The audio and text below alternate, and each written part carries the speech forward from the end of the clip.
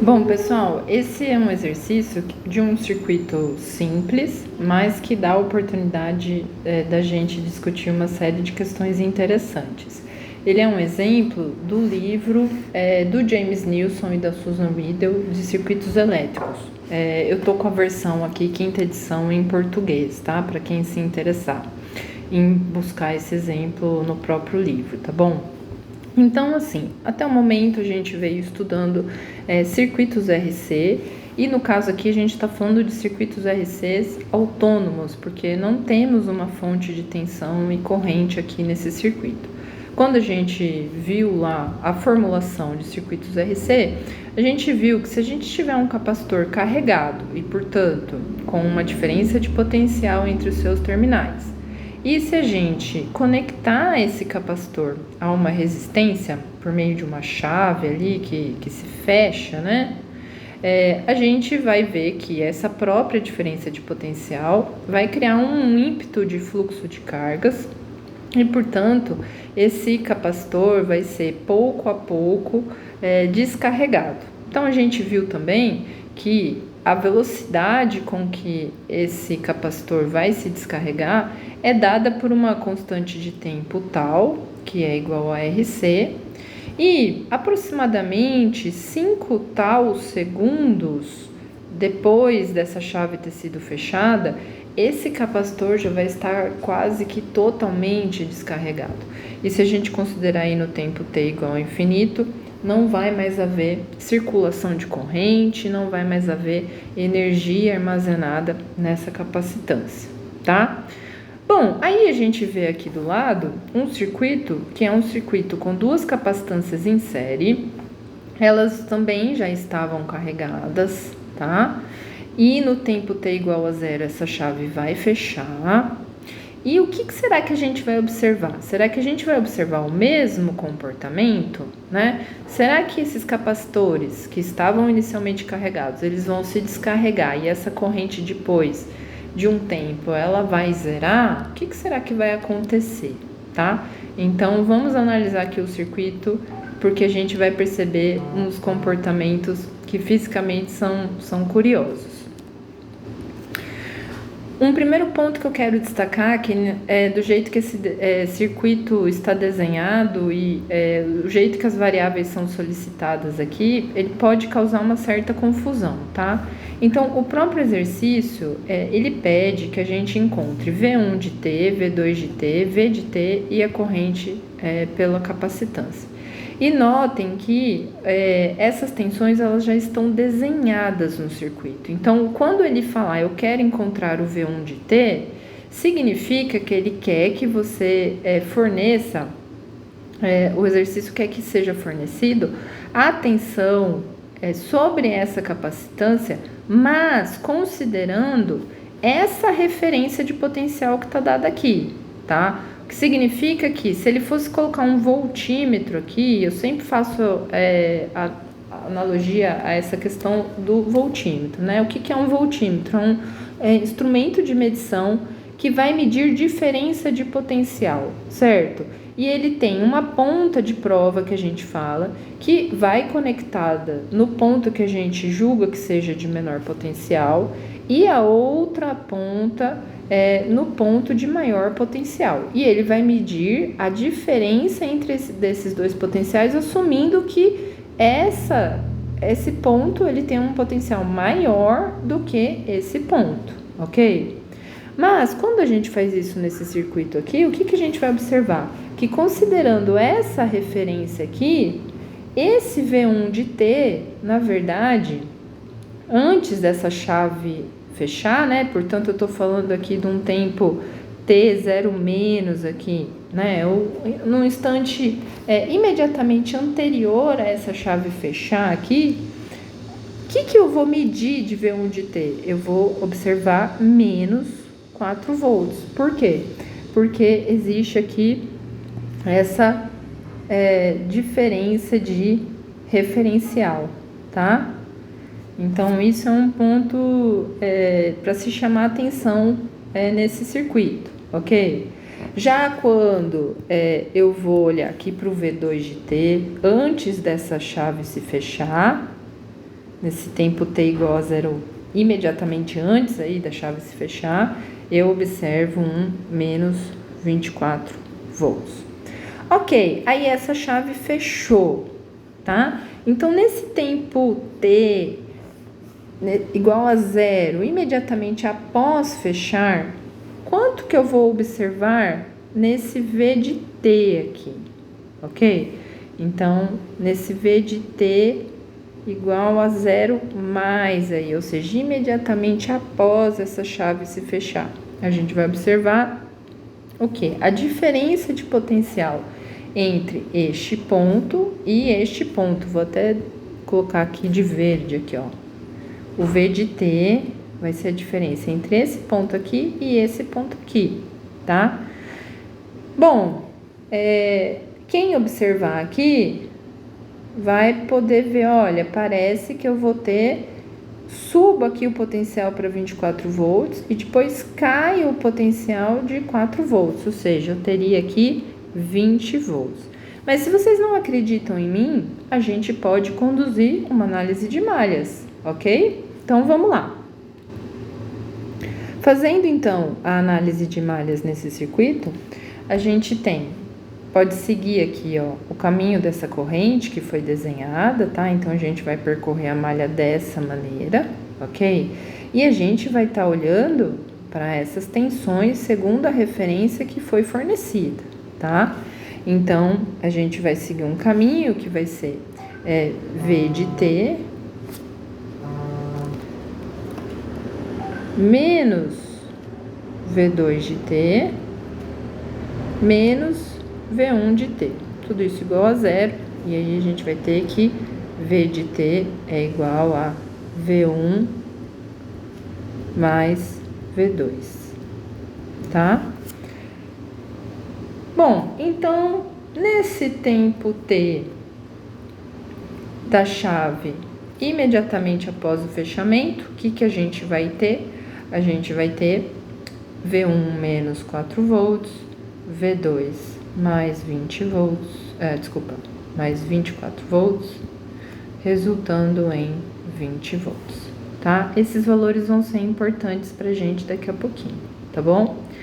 Aí um outro ponto também que a gente é importante a gente destacar aqui, é que reparem que essa corrente T, ela está, esse sentido com o qual ela foi desenhada, está coerente com a convenção do receptor desse resistor. Mas, se a gente for considerar após o fechamento da chave, né, lembrando que só vai ter a circulação dessa corrente após o fechamento da chave, se a gente for considerar essa corrente que circula aqui, ó, esse sentido que foi desenhado para o V2 e para o V1 não está coerente com uma convenção de receptor que para uma corrente que circula nessa direção, a gente deveria estar observando o mais aqui e o menos aqui, o mais aqui e o menos aqui, tá? E isso vai ser importante da gente considerar quando a gente for calcular essa corrente daqui a pouquinho. Mas a gente pode fazer aqui, olha, uma análise nodal também, tá bom? Então, vou fazer aqui uma análise nodal. Então, quais são os nós que a gente tem aqui? A gente tem esse nó aqui, certo? E esse nó aqui. Lembrando que os nós são esses pontos de conexão entre bipolos, né? E aí, lá pela análise nodal, a gente viu que a gente vai escolher um ponto de referência, certo? A gente já tem uma corrente desenhada aí, que é a corrente I de T. E aí, se a gente fosse considerar aqui, ó, esse referência de sinal que foi dada para esse C1, eu vou imaginar que eu tenho uma corrente I1 aqui, nessa direção de receptor, respeitando aqui o mais e o menos, tá? E, da mesma forma, respeitando aqui o mais e o menos e a convenção do receptor, eu vou ter uma corrente I2 aqui, nesse ramo. Lembrando que isso aqui é um ramo, isso aqui é um ramo, isso aqui é outro ramo, isso aqui é outro ramo, certo? Então, pela análise nodal aí, se a gente for considerar aqui nó 1, nó 2, ok? Vamos fazer aqui do nó 1. O que a gente tem? A gente tem corrente I de T que sai, mais a corrente I1 que sai também. Tudo isso igual a 0. E aí, nesse ponto, a gente vê que I é igual a menos I1. E no nó 2, a gente tem que uma corrente I1 que entra no nó e uma corrente I2 que sai do nó. Tudo isso igual a 0. Portanto, a gente vai ter que I1 é igual a I2. Em resumo, a gente vai ter que o I, que é essa corrente aqui, é igual a menos o I1, que é igual a menos o I2, tá? O que no fundo isso tá querendo indicar pra gente, tá? Tá querendo indicar pra gente que, olha, de fato, o desenho que está sendo colocado aqui, ele tá invertido em relação ao que a gente espera para um circuito que tem essa corrente circulando nessa direção, tá? Então, reparem que o equacionamento da análise de Kirchhoff de correntes e da análise de Kirchhoff das tensões, eles são coerentes aí com as convenções, tá? Então, a gente guarda essas informações também, porque elas vão ser importantes daqui a pouco para o restante da resolução do circuito. Bom, como que a gente encaminha o equacionamento e a solução desse item A aqui, tá? Então, voltando lá para nosso circuito RC, que a gente já vem estudando, né? A gente viu lá que quando a gente tem um circuito autônomo RC, ok? Onde o nosso R aqui é 250K. E o nosso C aqui, que C é esse, certo? Vai ser um C equivalente. Equivalente ao quê? Equivalente a essa associação em série dessas duas capacitâncias, tá? Então, quando a gente já sabe a solução para um circuito dessa natureza, a gente viu lá que, nesse caso aí, o V de T vai ser dado por uma exponencial decrescente, onde a gente tem aqui como coeficiente o valor de V de T no instante T igual a 0, isso aqui, uma exponencial de menos T sobre RC. Mas que C é esse? É o C equivalente no nosso caso. E como que a gente calcula esse C equivalente? A gente sabe que a associação em série de duas capacitâncias vai ser o inverso da somatória dos inversos dessas capacitâncias. Então, a gente vai ter aqui 1 sobre 5 microfarad mais 1 sobre 20 microfarad. E, portanto, a gente vai chegar que esse C equivalente é igual a 4 microfarad, tá? E, portanto, quanto que é o nosso RC aqui? Certo? O R é 250K ohms. Multiplicando este R por esse C, a gente vai chegar num número bem conveniente, que é o nosso tal aí, vai ser igual a 1, tá? Então, esse RC aqui, o tal, ele é igual a 1. Portanto, eu já tenho quase tudo que eu preciso para encontrar o V de T. O nosso V de T vai ser o V de T igual a 0.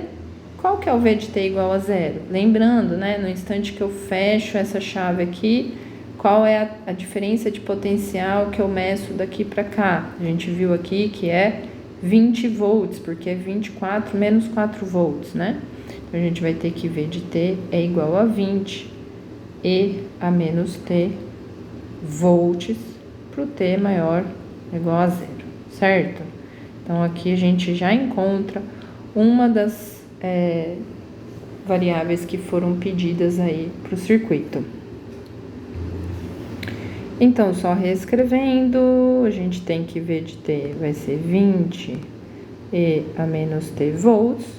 A partir dele fica muito fácil a gente encontrar o I de T, que vai ser 20 sobre 250 quiloohms, né, vezes 10 ao cubo aqui, E a menos T amperes. Resolvendo isso, a gente vai ver que a gente vai ter 80 E a menos T microamperes, tá? Vezes 10 a menos 6. Não esquecendo que isso é sempre para um T maior ou igual a zero, tá? Bom, já achei o V de T, já achei o I de T, agora falta encontrar especificamente o V1 e o V2 de T, ok? Bom, e aí a gente não pode esquecer, tá? Que a questão do sinal da corrente. Por quê? A maneira que a gente vai ter de encontrar o V1 de T e o V2 de T é pela expressão de relação tensão-corrente da capacitância, onde a gente tem que a corrente numa capacitância é dada pelo valor da capacitância vezes a derivada da tensão nessa capacitância em função do tempo. Ou seja, o I1, que seria a corrente no capacitor 1, vai ser dado por C1 dVC1, que no caso aqui é chamado de V1, né? Só dV1 dt. E, de maneira análoga, o I2 vai ser igual ao C2 dV2 dt. Mas a gente viu lá na análise nodal, né, que o I1 é igual ao menos I. E o I2 também é igual ao menos I, tá? Então, dessas expressões é que a gente vai, a partir da integral de quem? Do I, a gente vai encontrar o V2 e o V1. Então, agora vamos encontrar o V1 de T como sendo menos a integral da corrente, levando aí em consideração o valor também da capacitância, certo? Então, a gente vai ter que o V1 de T vai ser menos 10 a sexta sobre 5, integral de 0 a T, de 80 microamperes ali, né? Lembra? E a menos T dt, certo? Lembrando que aqui nessa integral a gente vai ter uma constante, certo? A gente está integrando aquilo lá, então a gente tem que assumir aqui a constante. Que constante é essa? É a constante do tempo t igual a zero. Então a gente vai ter aqui que no caso ali do V1 era menos 4 volts, certo? Então a gente vai acabar tendo que esse V1 de T refazendo aqui as contas, né? A gente vai ter aqui 16 e a menos T, menos 20 volts, tá? E de maneira análoga, o V2 de T, a gente vai poder escrever como sendo menos 10 a sexta sobre 20, integral de 0 a T, 80, 10 a menos 6, E a menos T dt, e não podemos esquecer aí a constante, ok? Que vai resultar pra gente num V2 de T igual a 4E a menos T mais 20 volts, tá? Então, aqui é bom a gente olhar com calma, certo? Eu vou até dar um destaque aqui, porque olha o que essas expressões de tensão estão dando pra gente, né? Então, vou escrever aqui de novo também o que a gente tinha obtido pro V de T. Ok? Repara que nessa expressão aqui, quando o tempo t vai para o infinito, qual que é a tensão que permanece sobre o capacitor? A gente vai ver que quando t for para infinito, ainda assim vai permanecer uma tensão nesse capacitor 1. E no V2, a gente também vai ter uma tensão permanecendo nesse capacitor 2, no valor de 20 volts. Então, repara que aqui é menos 20 volts, aqui é mais 20 volts. E no tempo t infinito da tensão em cima do resistor, a gente vai ter o quê? V de t igual a 0, né? Para esse t tendendo aí a infinito, né? A gente vai ter isso aqui igual a 0, tendendo aqui, certo?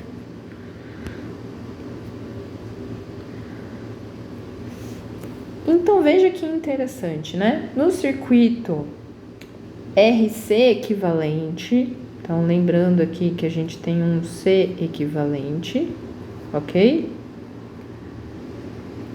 Esta capacitância equivalente não guarda nenhuma diferença de potencial para quando esse tempo t é igual a infinito. Tanto é que a corrente vai passar a ser 0. Vocês lembram lá que a corrente era dada por 80 e a menos t microamperes. Ou seja, a corrente para o tempo t igual a infinito também se torna nula. Mas esses capacitores, eles estarão armazenando cargas de forma que a tensão entre eles vai ser idêntica com sinais opostos, certo? Então, no circuito equivalente não existe armazenamento de cargas, mas no circuito real, o que a gente está observando é que essas capacitâncias armazenam cargas de forma que as diferenças de potencial, elas se cancelam, elas extinguem, elas criam um equilíbrio para o circuito onde não existe trânsito de corrente, mas eles estão ali carregados. Existe ali uma espécie de uma equalização entre as cargas nos dois capacitores, de uma forma que cria-se um novo equilíbrio para o circuito. O importante é que o transitório desse circuito, ele inexiste, tá? Desculpa, estou falando errado. O transitório dele deixa de existir, obviamente, depois de um determinado tempo, quando esse circuito entra nesse novo equilíbrio, tá? Então, isso é uma coisa muito interessante, uma observação física bastante interessante desse circuito. Bom, agora a gente pode evoluir para o item B, ok? Ele pergunta primeiro qual é a energia inicial armazenada nos capacitores C1 e C2, certo? E aí, a gente pode lembrar que a energia armazenada, né? Ela vem lá da integral, da potência ao longo do tempo. Então, a gente está imaginando que é de um tempo menos infinito até 0 nesse caso, tá? E que essa energia armazenada, ela pode ser dada aí essa energia armazenada do capacitor pode ser dada por meio do valor da capacitância, a tensão num tempo t ali, menos a tensão num tempo t inicial, ok? A gente está imaginando que, olhando para o capacitor que está carregado aqui, o tempo t inicial dele aqui era 0, então,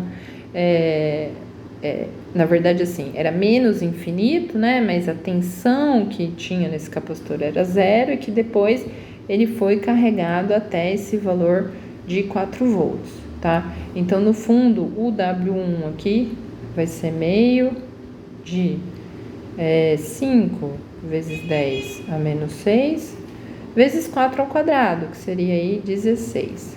Portanto, a gente resulta aqui em 40 microjoules.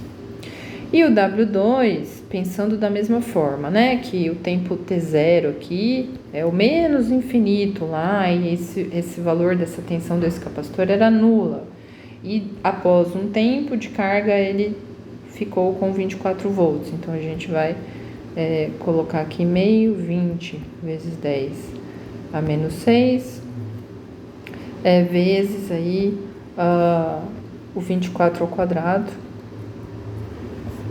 E fazendo essa conta, a gente vai chegar em 5.760 microjoules. Então, repara aqui que a gente tem uma energia total armazenada nos capacitores de W1 mais W2, 5.800 microjoules.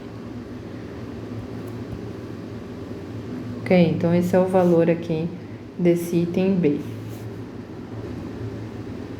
Agora, indo para esse item C. Qual que é a energia armazenada nos capacitores quando T tende a infinito?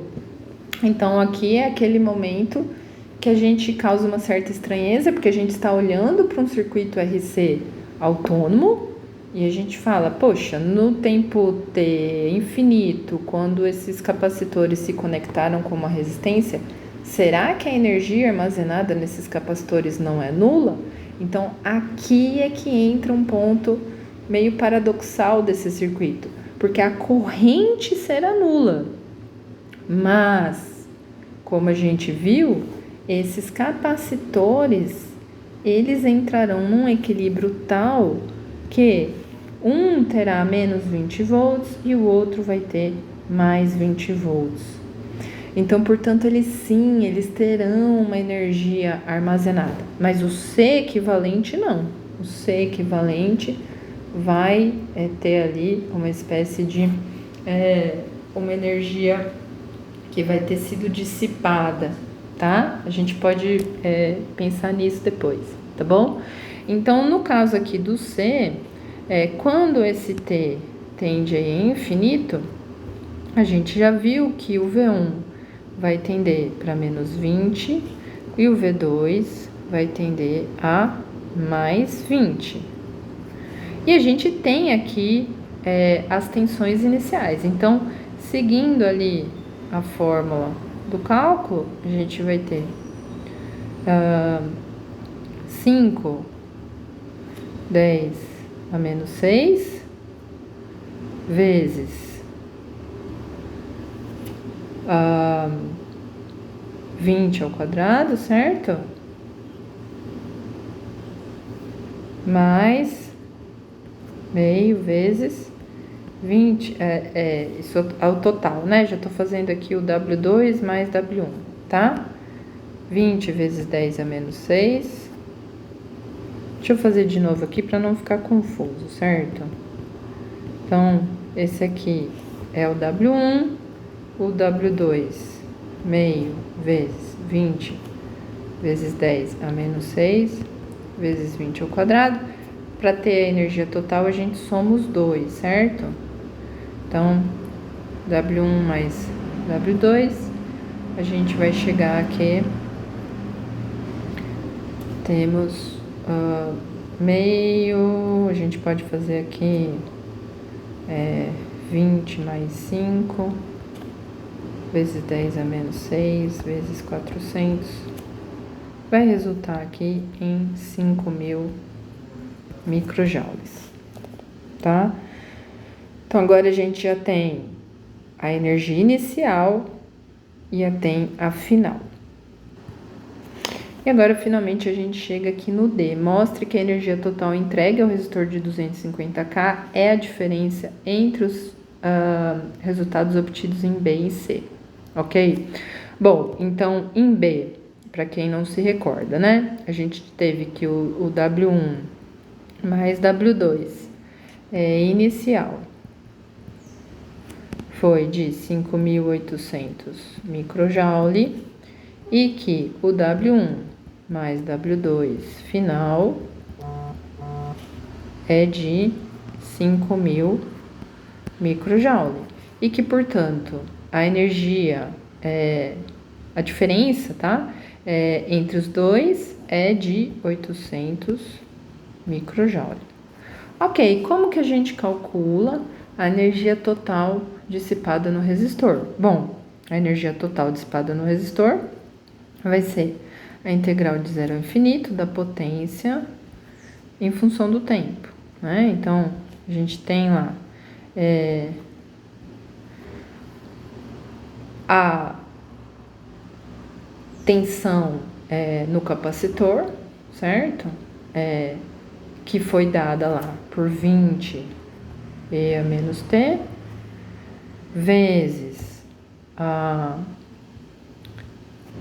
corrente, certo? Tensão vezes a corrente nesse capacitor, que vai ser 80, 10 a menos 6, E a menos T, certo? O que vai resultar pra gente aqui num valor de 800 microjoule, tá? Então, vocês podem fazer aí a conta e vamos obter aí 800 microjoules.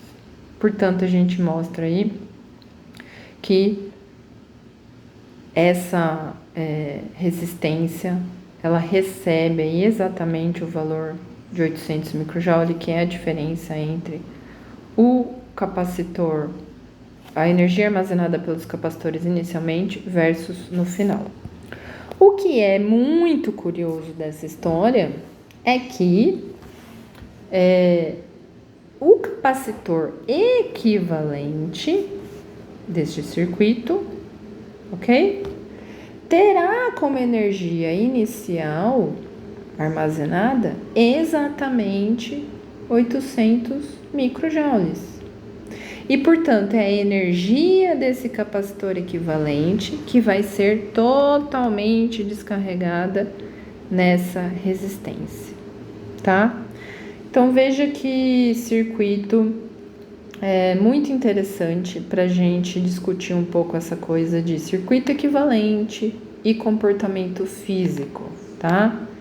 Então, nós temos, no fim do dia, um circuito que os capacitores em série inicialmente estavam carregados, a chave foi fechada, houve um reequilíbrio de cargas.